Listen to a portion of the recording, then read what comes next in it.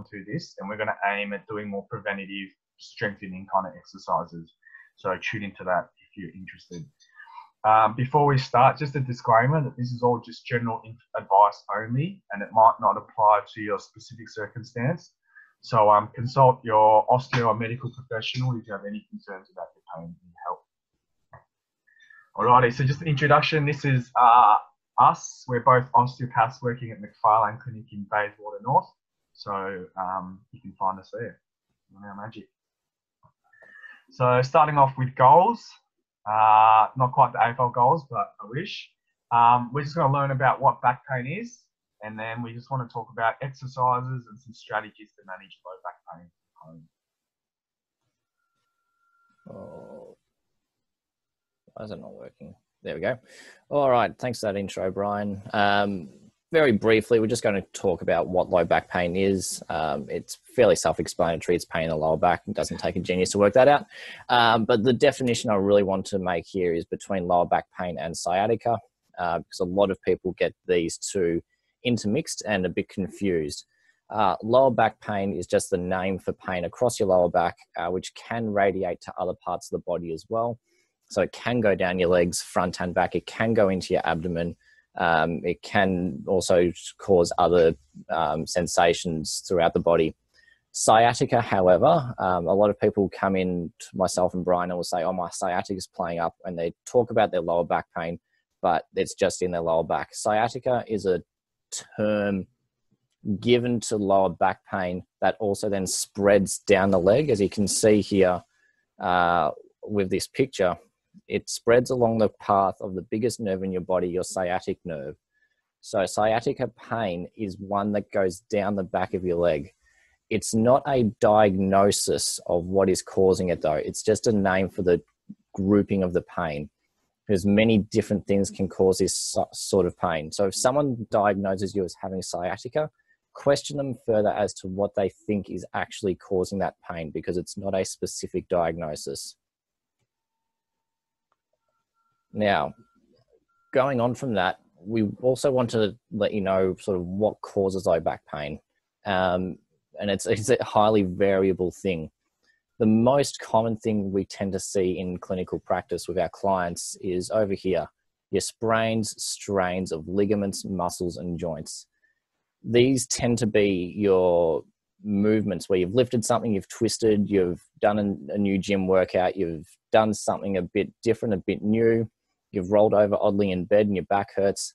That's what's happening over in this part. Now, if you can imagine rolling your ankle or, busting your finger on a basketball or football, very painful. And what happens in those instances is you get an overstretching of the tendons, overstretching of ligaments, inflammation around that joint, and then the joint doesn't want to move. The exact same thing can happen down in the joints of your lower back, as you can see in this picture here. So if you overstretch one way, roll one way, or something, and the joint doesn't like it, you get localized inflammation, you get muscle spasm, you get straining of the ligaments, and that results in you not being able to move for a period of a few days. Exactly the same process as what happens in your ankle. The next thing that sort of tends to cause low back pain is one that people are very concerned about, disc herniations. These are actually quite common for people to have, but not have any pain. What I mean by that is if you MRI everyone here that's attending today, you'll probably find that 80% of us will have a disc bulge, but not all of us have the pain coming from that disc bulge.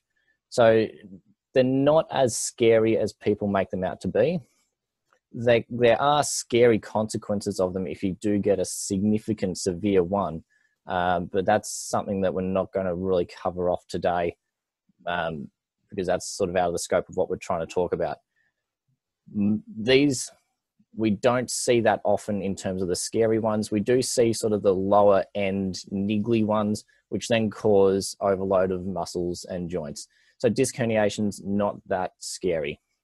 Trauma goes without saying. You fall over, you get hit by a car, you come off your bike. That's going to cause some form of damage, which then leads back to a sprain or strain, ligament tear, something like that. So trauma causes low back pain. And this is more for the clinicians that are attending here, but also for those who just have general interest. You need to be aware that back pain can be caused by things outside of the musculoskeletal system. So outside of muscles, outside of bones, outside of joints. Organ conditions, so things in the stomach, bowel, intestines, they can cause low back pain. You can have cancers in the area that can cause low back pain. You can have inflammatory conditions that can cause low back pain, such as rheumatoid arthritis or psoriatic arthritis. Those sorts of things can cause low back pain. So if your back pain's a little bit weird, you're not quite sure what it's coming from, go get it checked out, because it might be something different. It might be something new. I recall seeing a client about a month or so ago who had severe low back pain, and it was coming from kidney stones. Nothing at all to do with his back, but he was presenting with pain in the back. Now, the next one, what doesn't cause low back pain though is your back being out. Now, I'm going to go on a bit of a rant here, so I do apologize if I offend anyone. This is a completely inaccurate term. Backs don't go out. And if a clinician or anyone asks you or tells you, that your back is out, question them more. They probably don't know exactly what is happening with your back, and they just say, oh, it's out, that's why it's painful. A back can go out. Now, if you imagine this is your spine, if your back can go out in a dislocation. If you dislocate your back, you're in a world of trouble and you should be in emergency surgery straight away. Backs don't go out. What you're more than likely feeling when you're feeling that localized sort of tightness, movement restriction that people tend to say my back is out with, is muscle tightness, slight inflammation, joint restriction for whatever cause. Backs don't go out. Please don't use that term. If someone uses that term with you, question them further, ask them what they mean. Please, please, please. Over to you, Bryan. Alrighty. Thank you, Luke. So you've got back pain. What can you actually do? So according to the New South Wales Agency for Clinical Innovation, Management of People with Acute Low Back Pain, they've come out with this protocol just with things that help inform our practice as osteos. So the first thing I want to talk about is active physical therapy encouraged. So essentially what this is talking about is continue to keep you active. So even though if you have a bit of pain and you're still able to go for your walks, we encourage you to go for your walks. If you have a set of stretches, for example, you've got 5 stretches that you do, and if you've got low back pain and you can only do 3 of them, then continue to do 3 of them. If you can only bend forward in one direction and it's helping, then keep bending forward in that direction.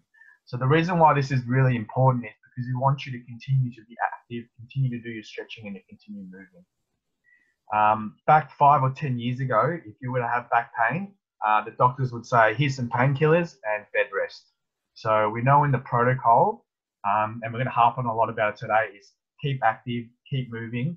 If you're really in acute pain, then bed rest is okay to have a rest in just for a little bit, but we want to get you moving and just doing what you can. Okay. Patient education one. This is one that we see on a daily, and it's a big part of our job as osteos. A lot of times people come in with a lot of sharp pains, they're in a lot of agony, and they think, oh, my back's very weak. My back, I'm in a lot of trouble. There's been a lot of tissue damage. So there's a couple of things that we know about backs. They're very adaptable, they're dynamic, and they heal very quickly. And we know that with acute low back pains, it's in the literature that 80 to 90% of them get better within 6 weeks. Okay, so even though you feel a lot of pain, it doesn't mean that you've got a lot of any tissue damage. It doesn't mean that the ligaments or the discs are torn or broken. Okay, it just means that we're going to harp on about it a lot. It's just movement. Do what you can, focus on what you can, and then that reinsurance part is very important. The next one we'll talk about is painkillers, medications. So this only really applies to people that feel like they need something for their pain.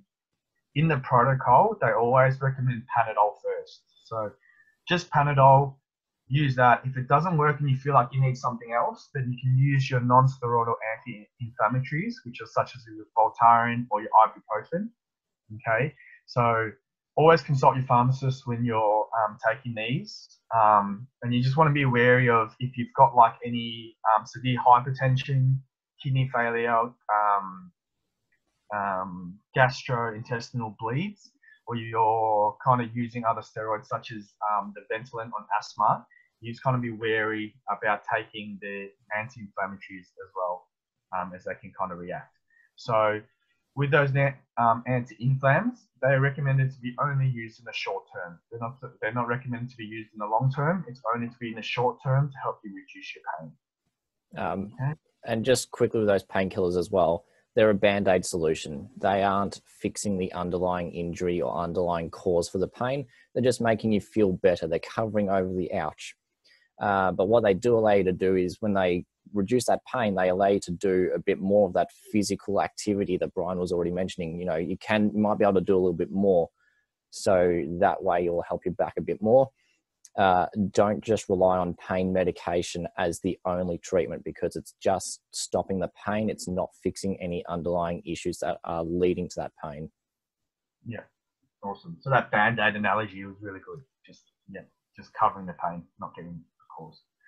And then the last one is just review. So this is where osteos kind of step in, and we like to guide our patients.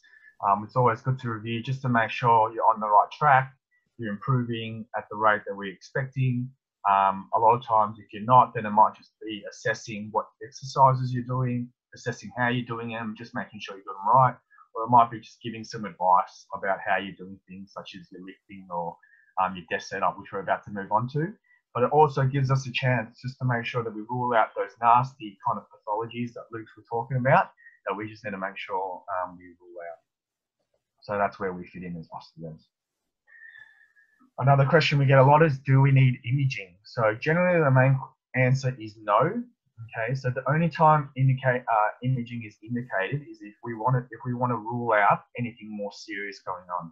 Okay, so anything more serious going on would include the indications of your pins and needles down your leg, any weakness that you're feeling, loss of sensation, or significant change to bowel habits. So, yeah, just the reason why we don't image generally for general low back pain, not including these indications, is one, it doesn't change the way that we manage the patient, okay, with the imaging. It just wouldn't change anything. And then if there isn't anything significant going on. And two, we know, again, that most get better within 6 weeks, and exercise, movement of what you can is going to be the best way of treating it, and then in the long term. So, alrighty, so I reckon this is a good slide to answer you, Luca. So for those working from home, you might want to take a photo of this picture. This gives you a good guide on how to set up your kind of desk from home. So we'll first look at the person sitting. So starting from your hip and your knee, we want a 90-degree bend at your hip and a 90-degree bend at your knee there. Okay, we want your foot nicely planted on the ground. If you are shorter and you can't reach the ground, try and maintain these angles. But what you do is you put a little shoebox or a footrest so your feet's not hanging off the ground. Okay. Now moving up the body, let's look at this armrest. So you want this armrest at about the same level or a bit higher than your table. And what that allows you to do is when you rest your forearms on the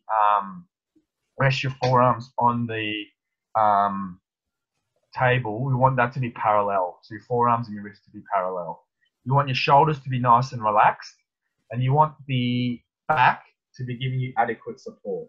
Okay, so you want to be sitting nice and straight back, and that angle of the chair is normally at 90 degrees or 100 degrees. So you can have a bit of a 10-degree bend backwards.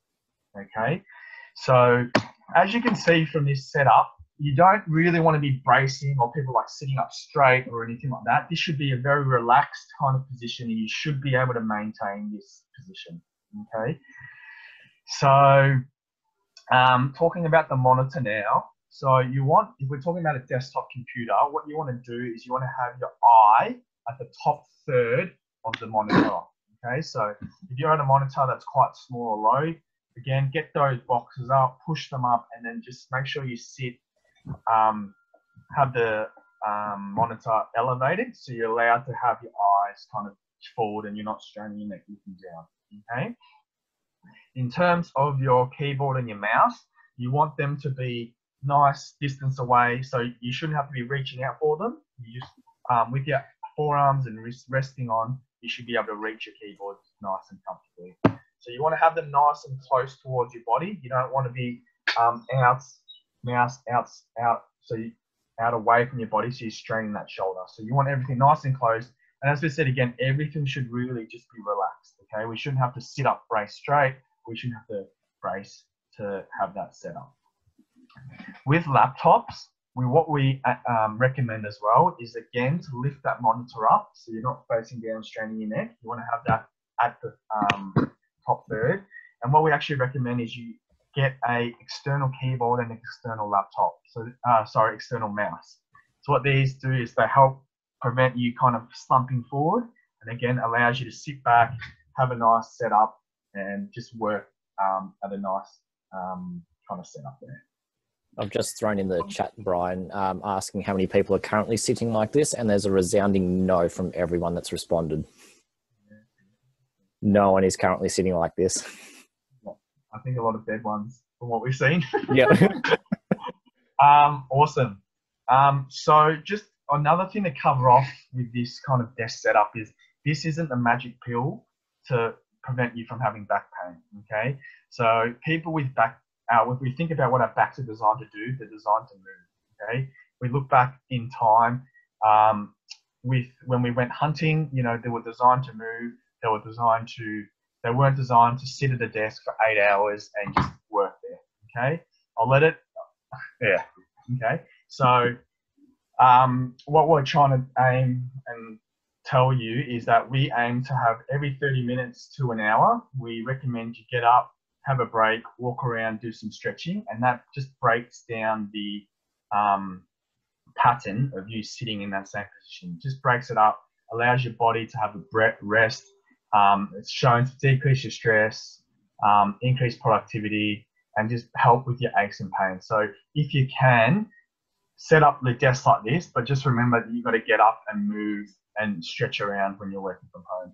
So a good way to do this, you can set a reminder on your computer or on your watch, or I've heard a good one during this week is if you have a bin that's away from your desk, you kind of have to get up and move. So get up from your desk. So anything we can do to move, okay, so movement. I know it can be hard, but yeah, that's going to be the best way to manage your backaches. All right, so now we've sort of covered off what low back pain is and how to set up your desk so you're most comfortable. Oops, going one too far. We're going to cover off now a bit more of strategies, exercises that you can do if you are in pain. So these exercises, apart from the very last one, sort of aren't designed to prevent you getting pain. They're what you can do if you are in pain. This is kind of what Stephen was asking earlier before we started. As Brian's already said, when you are in pain, you do what you can. If you can only bend a certain way, you bend that certain way. If you can only walk for 5 minutes, you walk for those 5 minutes. You just keep doing whatever movement you are comfortable doing, and you just do it. More with just general exercise though, you do what you enjoy. If you don't like walking, but you like cycling, go cycling. Like it doesn't matter, just do something. But if you are in pain, some typical things that we'd like to advise that will attempt to reduce your pain. Heat and ice, we've got down here. I tend to advise heat.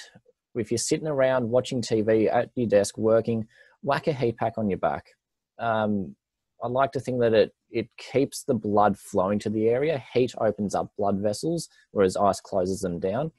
It keeps the area warm. It keeps the muscles a bit more limber. However, I have had people say that the heat doesn't work for them and ice helps reduce their pain better. So you do whatever one works. I tend to advise heat, but if heat doesn't work, you go for the ice. Stretching, walking, and strengthening. These are all the movements that Bryan was already talking about. We're going to talk mainly about some stretching and walking today. Strengthening, we're going to cover off in a secondary presentation, which we're probably going to do next week. So stay tuned for that. Alrighty. So you're in pain. What do you do? First of all, we want to find comfortable positions for you. These positions are more so if you're in really acute pain. It's not so much for the stiff back. It's more if you're really painful, you can't move around too well. General rule of thumb, if you can bend forward, so trying to get towards your toes, but you can't bend backwards, try this astronaut. Oh, hang on. Zoom's telling me some stuff. Apparently we've got longer time, Bryan. Yeah, I saw that. Yeah, sweet. So they interrupted me, sorry. So if you can bend forward but you can't bend backwards, try this so-called astronaut position where you're laying on your back with your legs raised up on an item. Picture what an astronaut is when they're sitting in a rocket facing up towards the moon. What we're doing here is gradually, gently bending your spine forwards, so into that sort of flexion position. And it's just a nice relaxing position, and I reckon you can easily fall asleep in this. I've nearly done it myself. However, if bending forward is uncomfortable but bending backwards is fine, try laying flat on your belly. Here I've got my chin resting on my hands just to provide a little bit of an arch backwards. And for some people, in some cases, that may be more comfortable than laying on their back. For each of these positions though, laying them for about 20 to 30 seconds, I've got written down here. If your pain decreases, fantastic, stay in the position. If it increases, get out of it. If it stays the same, well, I'll leave that up to you. But these are just pain reducing positions, relaxing positions. So now, once your pain has started diminishing a little bit, we want to start doing a little bit of mobility work through the back. As Bryan's already alluded to, a lot of people just get stiff in their back, and that's why they're not, that's potentially why they're in pain. Now, as you can see through this very professionally done video, I'm doing some movements for my pelvis and for my lower back. The first one, and I'll replay it right now, I'm just curling my hips forwards and backwards. Forwards and backwards. You can make of that motion what you want. But we're just aiming to get movement through the hips, movement through the lower part of your lower back.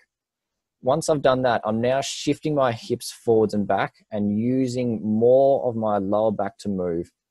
Again, going through a bending forward and a bending backward motion. With all of these, you find the movement that is most comfortable for you. If you find that only leaning forwards reduces your pain, well, only do the lean forward and you just work within your pain-free range.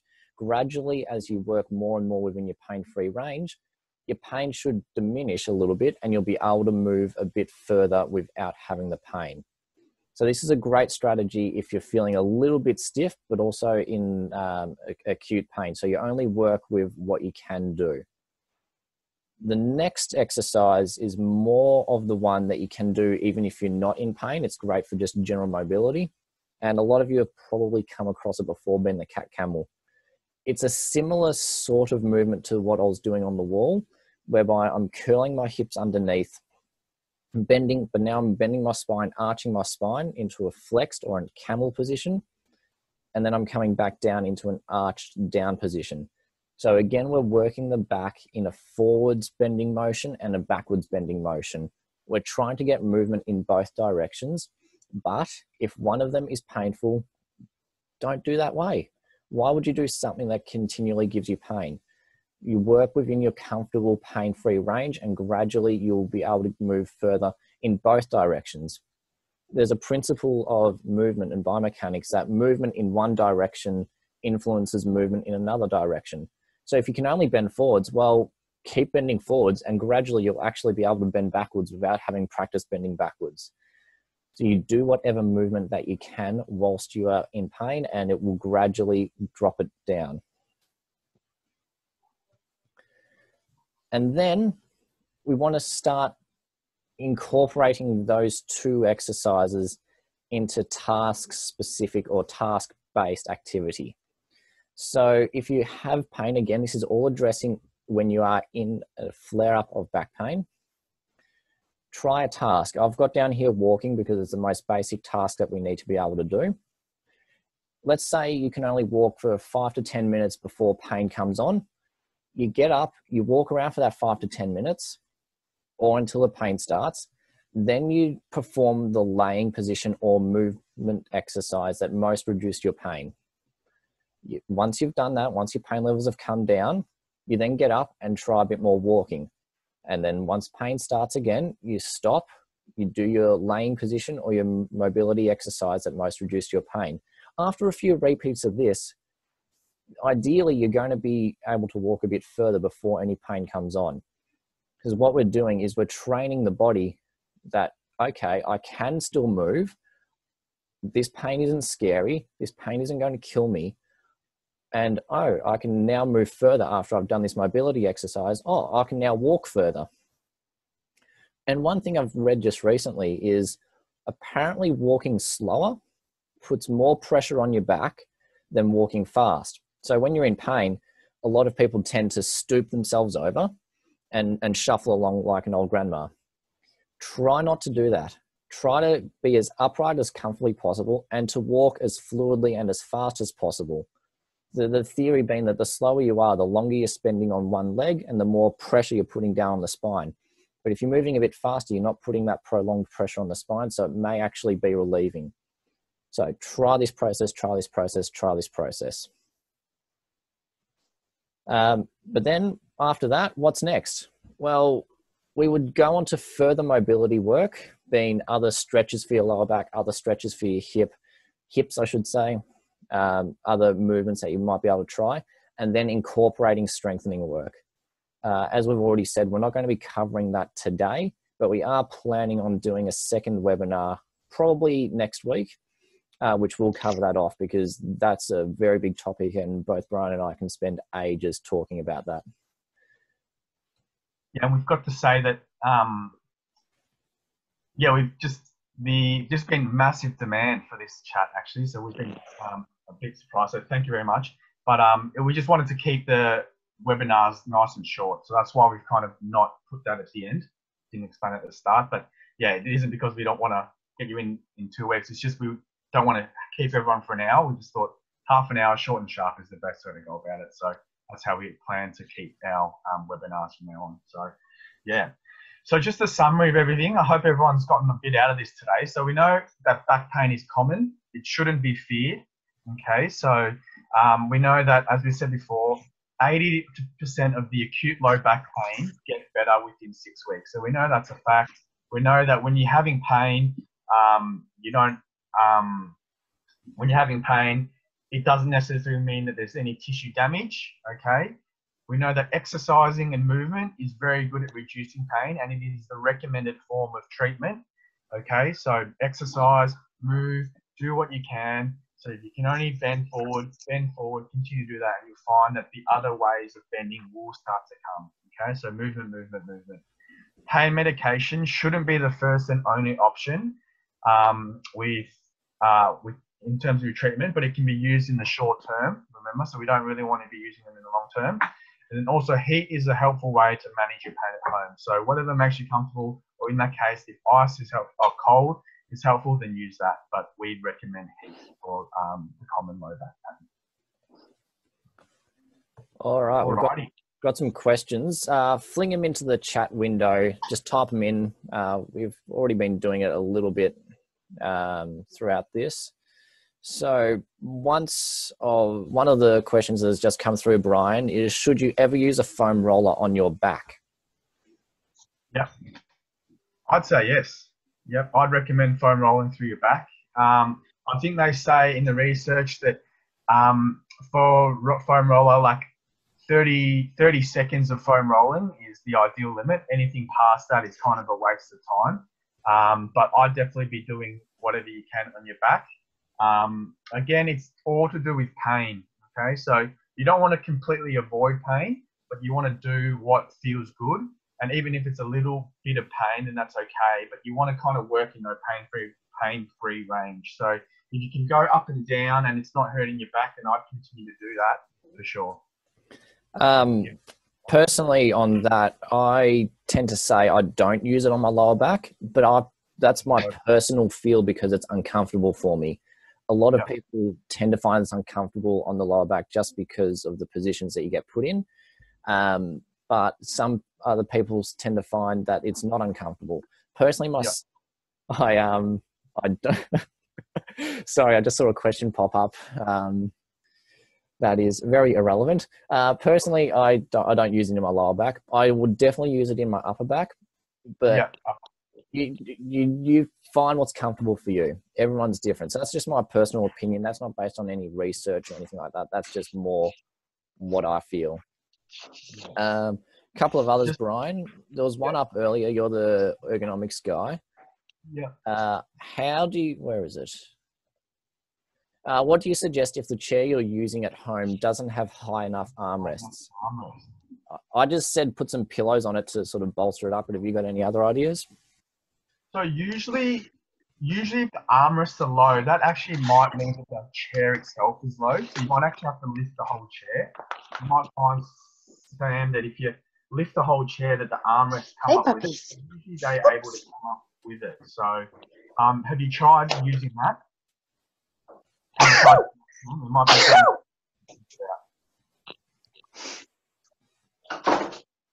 Hello, Sam. I hope that makes sense. Yeah. Well, it could be one.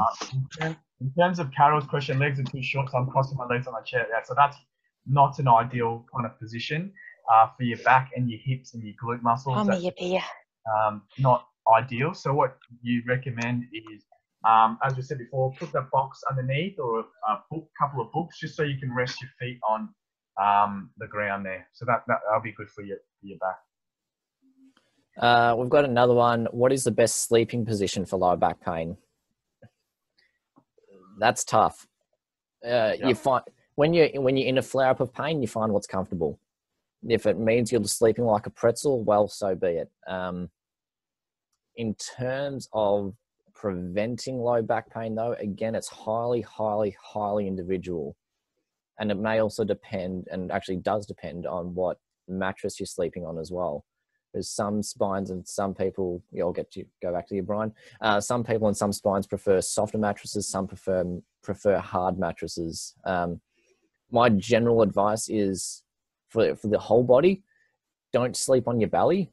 That's more for a neck issue though, and that's something we might be able to cover off later down the track. But that laying on your belly can arch your back into an uncomfortable position if you're going to be laying there for 6+ hours. Brian, did you have anything to add to that? Yeah, my kind of thought on this is if your back's actually quite mobile and it's quite, it's not stiff and you're doing your exercises, then in principle, you should be able to sleep anywhere on any surface. Like you should be able to sleep on the ground, So if you're getting pain and stuff that you're getting sore from sleeping, then I'd probably recommend just doing some stretching, getting more range through that back. And then you actually find that because that back's more adaptable and it's just a bit more mobile, then that might actually help you reduce your pain while sleeping. But again, in terms of sleeping position specifically, it's kind of what's comfortable for you. Yeah, there's as far as I'm aware, there's no one size fits all approach. And that's the same with anything that we're talking about tonight. Oh, sorry, not tonight, this morning. Tonight for some of you people. I know some of you are tuning in from all around the world, so it might be night over there. You just had me talking about sleep, so I just assumed it was nighttime. From Stephen, will we cover heavy lifting ergo next week? I would assume we will. May as well. Yeah. It's something both of us enjoy teaching, so I guess we will. Yeah. Does anyone else have any questions at this stage? Or is there anything else that you want us to cover off potentially next week? Will we do one on upper back? Yeah, may as well. Look, if you, from me and Brian's point of view here, if you want us to do something, we will do it. Like if you want us to do a session on the upper back, on the neck, we will. And what we've been discussing doing is making sort of like series of. So we'll do 2 or 3 presentations on the lower back and then move on to another area. being the upper back, being the neck, we can probably combine those two together potentially. Yeah. But I reckon our plan next week is following on from this. What can we do more preventative? What can we do more strengthening? What can we do? A couple of more stretches to help you prevent that back pain, as opposed to just how you're going to manage the acute flare up, or if you've just gotten back pain. So. And for everyone that's reading the chat at the moment, we have this really annoying lady, Helen, asking some weird questions. That's actually my partner. And if you follow me on Instagram, you would have seen that she's asking me weird questions when I do Q&As. So just ignore her. Yes, so am I, Sam. I'm very uncomfortable with her. She's very inappropriate. Yep, so quick plug for our Instagram page as well. So I've just started mine up as well. So hoping to deliver some good content out there, especially during these tough times. And follow Luke, he's got some really, really good stuff already on there. Well, hang on, we're getting some more chats coming through. Okay, no, now people are just infighting. Yeah, feel free to fling us some feedback as well. You've got our contact details there. You obviously found out about this somehow, so you can contact one of us somehow. Fling us some feedback. If you have any other questions, do let us know. I have been recording this, and apologies, I did forget to record like the first 2 minutes of Bryan's intro, so sorry, Bryan. But this has been recorded, and this will be uploaded probably onto YouTube and being put around, sent out again. So if you forget anything or you want to rewatch it or have other people that want to watch it, it's going to be available. Yeah. And just appreciate everyone tuning in. Hope everyone's staying safe, just during these tough times. Just remember to keep that routine, keep up your exercise, try and sleep and go to bed at the same time, and just make sure you're looking after all your friends and family.